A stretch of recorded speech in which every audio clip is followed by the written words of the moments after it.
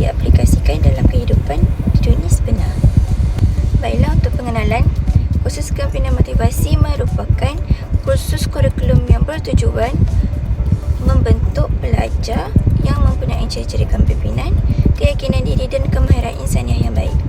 Melalui kursus ini, saya didedahkan kepada kepentingan komunikasi, kerja berpasukan, pengurusan diri dan penyelesaian masalah. Selain mempelajari teori, kami juga menjalankan berbagai aktiviti yang membantu kami mengaplikasikan nilai kepimpinan dalam situasi sebenar.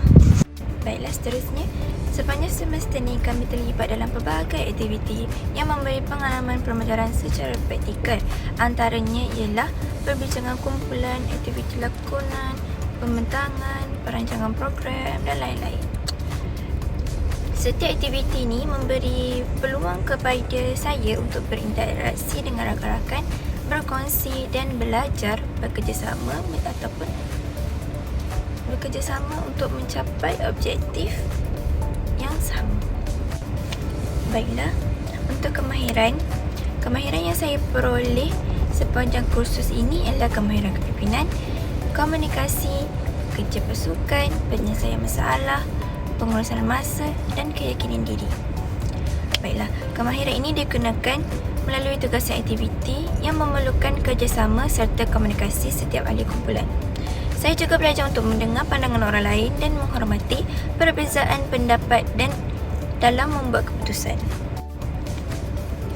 Pada awal kursus, saya berasa agak gemetar untuk melibatkan diri dalam aktiviti yang memerlukan komunikasi dan kerjasama antara ramai orang. Namun melalui aktiviti seperti lakonan, perbincangan kumpulan, saya menjadi lebih berani untuk bercakap dan menyuarakan pendapat saya.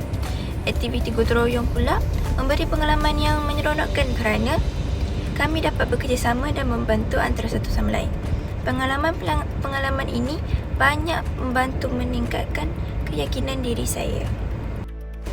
Baiklah, kemahiran yang saya pelajari dalam kursus ini boleh diaplikasikan dalam kehidupan seharian dan juga dalam pekerjaan pada masa akan datang. Sebagai contoh, kemahiran berkomunikasi membantu saya berintegrasi dengan lebih baik. Manakala kerja berpasukan pula membantu saya menyelesaikan tugas secara efektif. Selain itu, kemahiran kepimpinan dan penyelesaian masalah juga membantu seseorang membuat keputusan yang tepat ketika menghadapi pelbagai cabaran. Baiklah, secara keseluruhannya, kursus kepimpinan motivasi ini telah memberikan banyak pengalaman dan pengajaran yang bermakna kepada saya.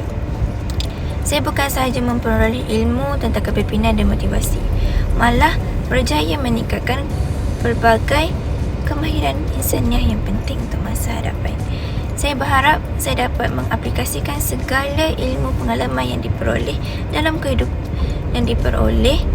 kursus ini untuk kehidupan seharian saya, pengajian dan juga kerjaya saya pada masa akan datang. Sekian, terima kasih. Program Sentuhan Prihatin Pantai kita. Saya ingin ada